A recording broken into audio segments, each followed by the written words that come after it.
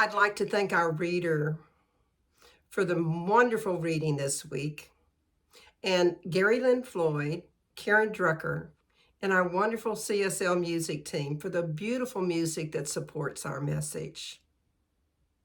Today, as we continue on our wonderful 2023 spiritual journey with our series, Life, Love, and the Pursuit of Happiness, according to the boy, the mole, the fox, and the horse, we explore acceptance.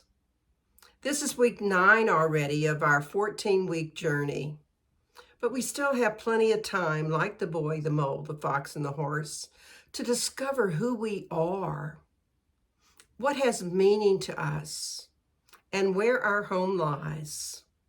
Remember, each week is independent, and today you walk away with some tools so you might delve deeper into understanding your life and how you might more often be accepting not only of others, but of all of who you are.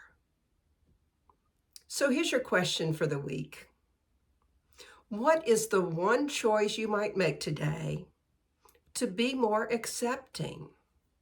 To remember, judging leaves no time to love. And to know you are enough just as you are. One more time. What is the one choice you might make today to be more accepting?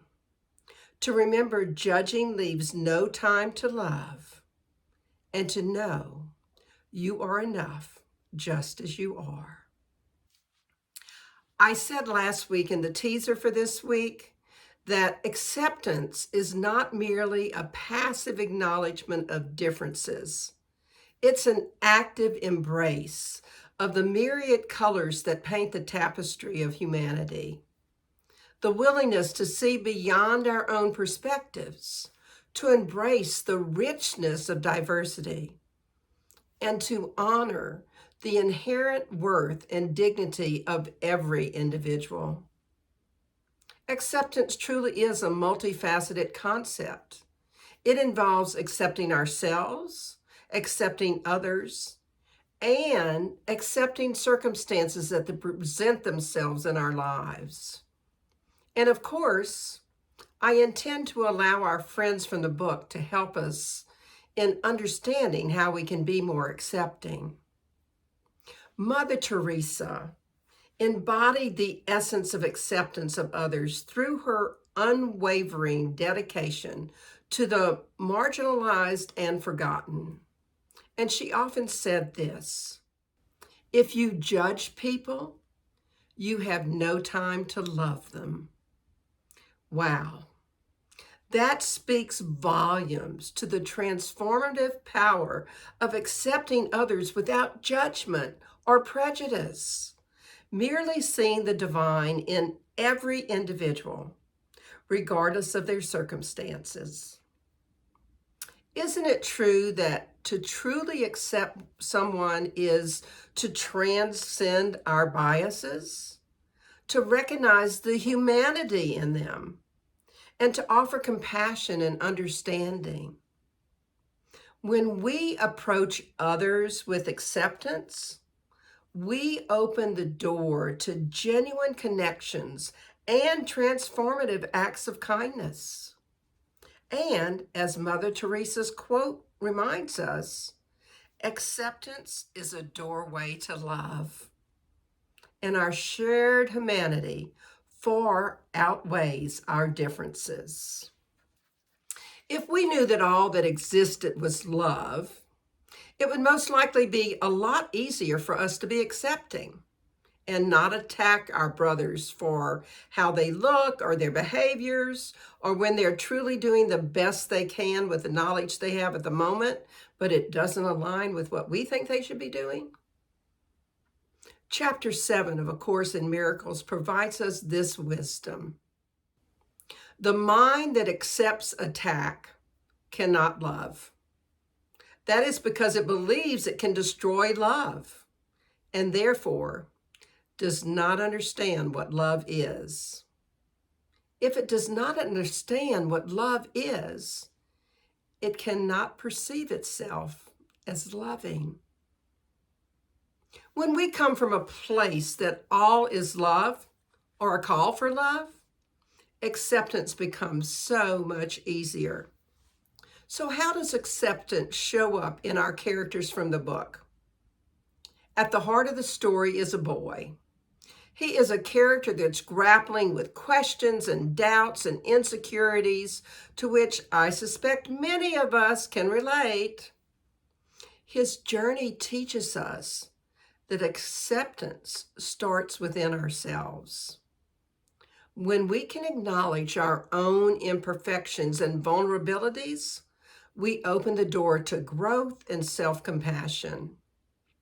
Accepting ourselves as we are without judgment is the first step towards finding peace.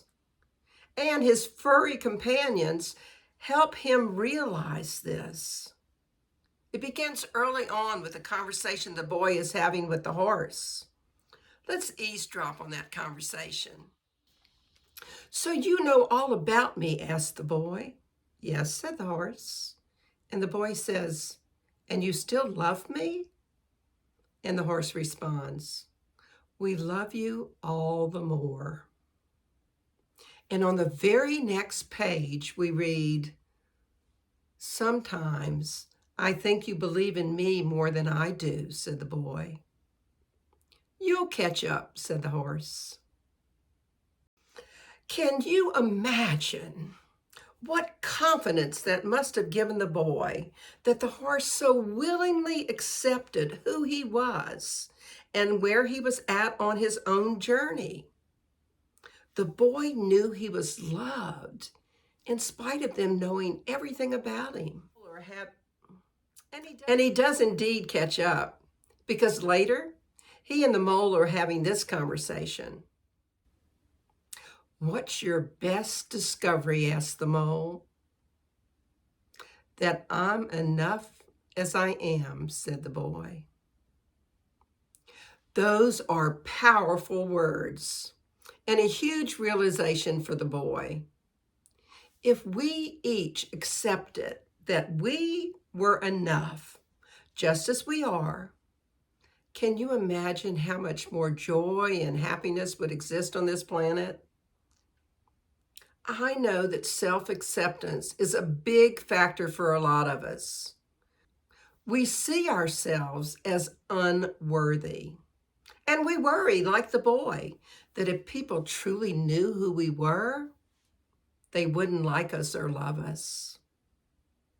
Think about our meditation song for a moment, dropping down to the truth of who we are, which is all that God has gifted us: love and peace and safety and joy and freedom and compassion. Oh, that we could remember that every day and every moment. This is a true story by Randy Skaggs of Louisville, Kentucky, who was in the process of being robbed. She lived in New York, and I'd like to read it to you so you can enjoy it as I did.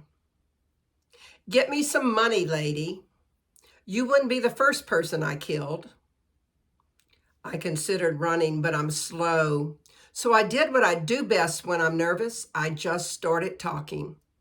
I said, 'I don't have it as bad as you do, sir, but I am sleeping on my floor right now, and all I ever eat are ramen noodles. Not that I lost any weight or anything.'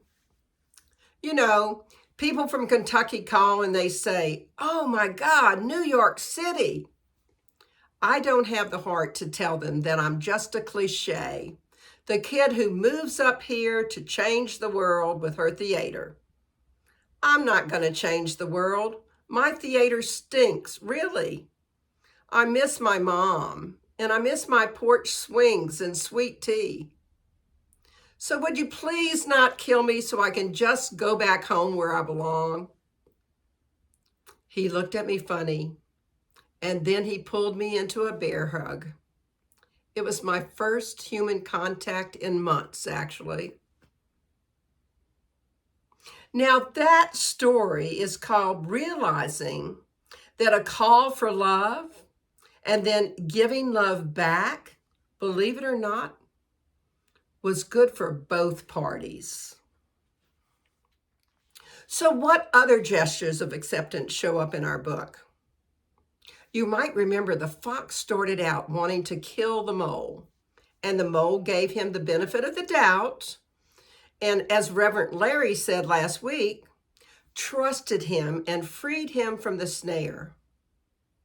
Let's take a look at some other scenes with the fox.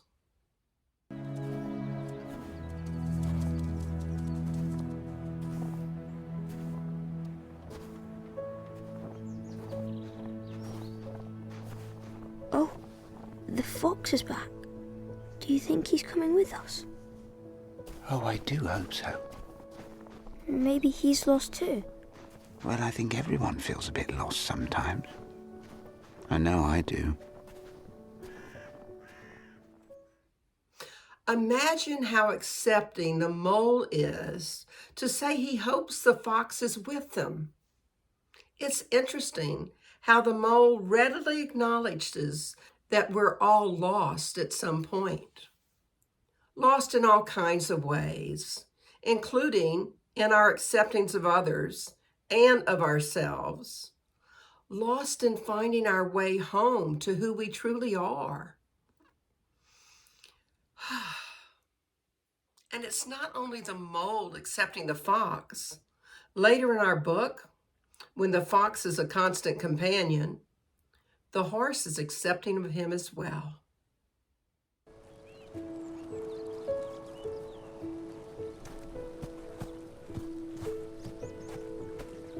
The fox never really speaks. No. And it's lovely he's with us.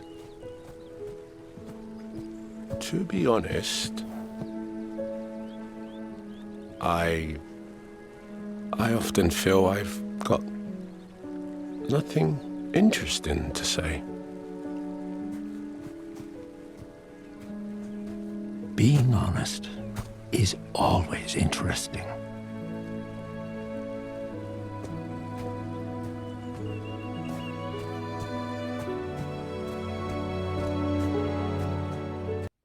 The fox had to feel accepted, to be able to respond in the way he did, to be so open. We all need a few friends who just accept us, quirks and all, and recognize that sometimes we're quiet or just want to be with others, or that we all have our insecurities that we deal with. Yet, I think my favorite illustration of acceptance in the book is when the horse decides to confess that he can fly. I love all the wisdom the horse provides after he admits that he's hidden away a part of himself. Let's take a look.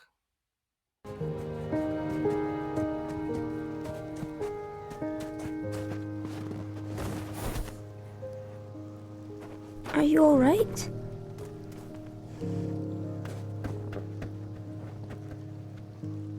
There's something I haven't told you.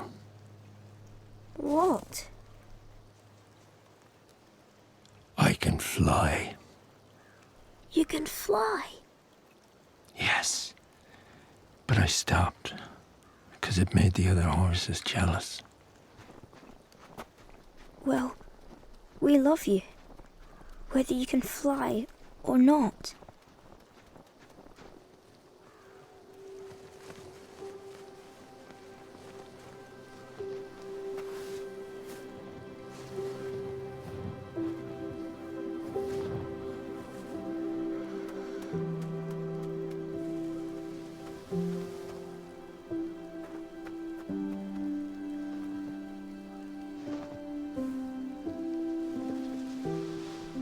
Come and join us.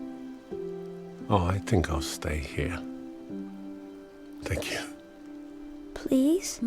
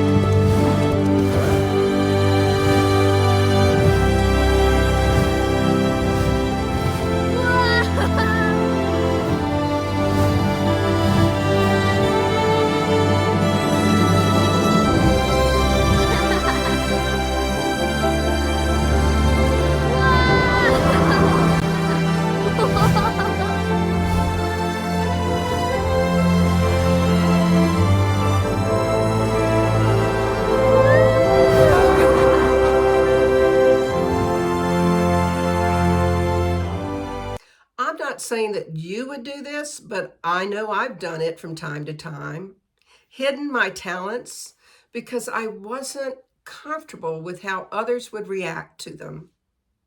Hello, I wanted to be an engineer in the 60s when it was unheard of for a woman to be an engineer. Acceptance is not only about seeing the perfection in others, it's also about accepting all of who we are and all that we can be. I had many professors tell me, "Give up, I don't belong there." I can only imagine the comfort that the boy's words were to the horse, that they loved him even if he didn't fly. I imagine we all have some part of ourselves that we sometimes hide for one reason or another. The horse hid that he could fly because the other horses were jealous of him. And eventually, he realizes how important it is to be fully honest with the boy if he were to be accepted for who he was. And the boy's acceptance of the horse, letting him know that they loved him no matter what, allowed the horse to feel safe enough to fly. I know sometimes it might feel a bit scary to be totally revealing of who we are, because we all want to be accepted by others. We want to fit in. We want to show our best self. I think we probably all know what it feels like to hide behind some facade of some type. And yet, when we don't show our full true self, how can we trust that we're the ones that are loved and not our fake self? Think about that for a moment. Ernest Holmes' words in the Science of Mind magazine in July of 2001 remind us we must step up and be ourselves. We appear to resist being what we really are. We need to learn carefully and surely to permit ourselves to accept the fuller expression of the mind that is within us. Against this, there must be no resistance, for in its creative flow through us rests our entire future. The greater person we may be and the richer life we desire to enjoy. So let us express all of who we are, because Holmes tells us our entire future rests in that creative flow. If we refuse to spread our wings and fly, what are we giving up? Did you notice how the horse seemed to be delighted to take off into the sky? And what about the joy the boy felt when the horse was flying?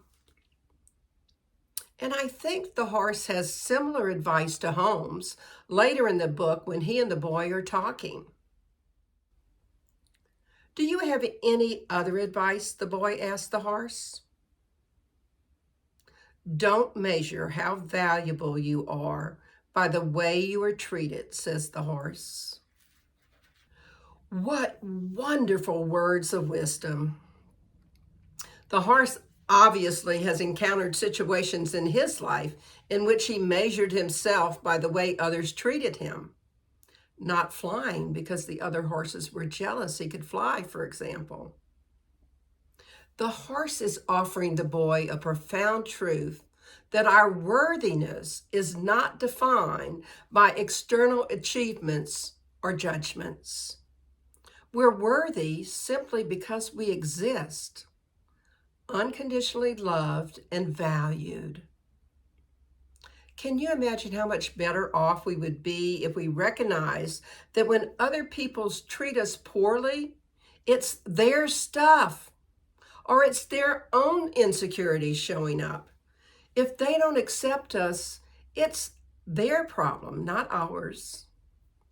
Chris Michaels in Your Soul's Assignment wrote, if every person knew they were loved and accepted by God exactly as they are right now, the world could be instantly transformed.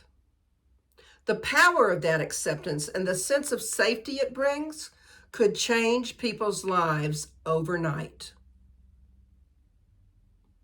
These teachings of home and of Mother Teresa and of Chris Michaels and of our furry friends invite us to weave acceptance into the fabric of our lives in a holistic and meaningful way, to accept who we are, flaws and all, and to extend that same acceptance to others. Let's recognize that life is not always easy and that everyone has their own struggles and challenges to face, and that every person is doing the best they can with the knowledge they have at the moment. Can we not be accepting and give them the benefit of the doubt?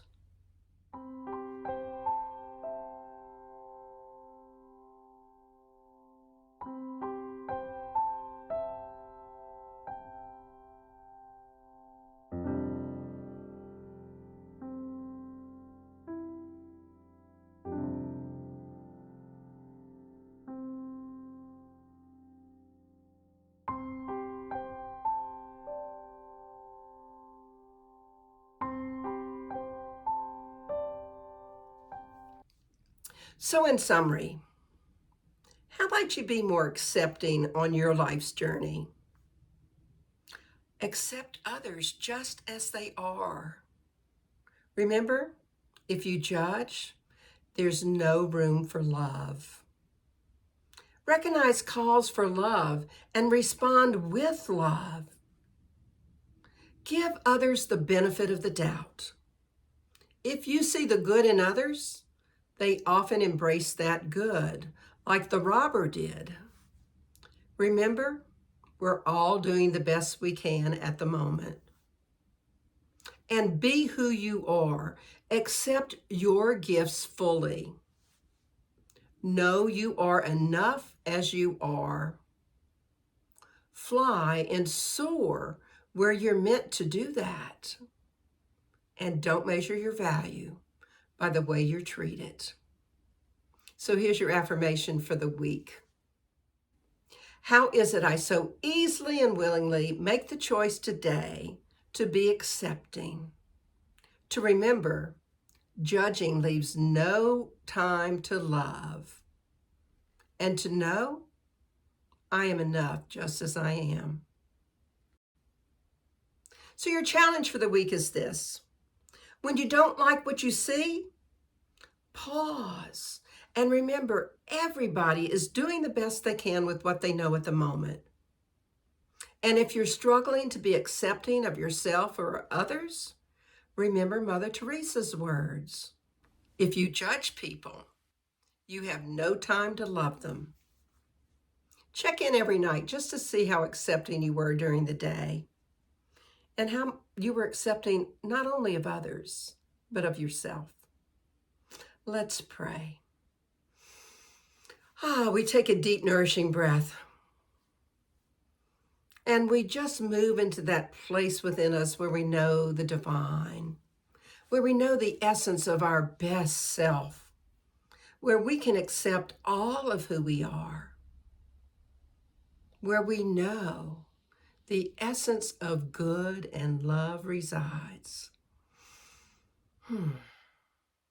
What I know is that we can all learn to give everyone the benefit of the doubt in every situation, under all circumstances. And we can love people even when they're not doing their best, or even when they're hiding a part of themselves from us, because that's truly their own insecurities. We can learn to give people the benefit of the doubt, to know that everybody just wants to fit in, just wants to be loved and accepted. And we can know that we always always benefit by being all of who we are and showing the people that are around us all of who we are and not some fake self. So I am so grateful. I'm grateful to know that the God without is the God within each of us, and that God didn't make any junk. So it's from knowing that God makes no mistakes. So none of us at any time are a mistake. I just release this with great gratitude into that law of mind, spirit, and action, into that divine that always says yes, that knows what we've asked for is already given. So knowing I don't have to effort, you don't have to effort to make it happen, for us to be accepting this week, I say amen, and we can affirm it together. And so it is.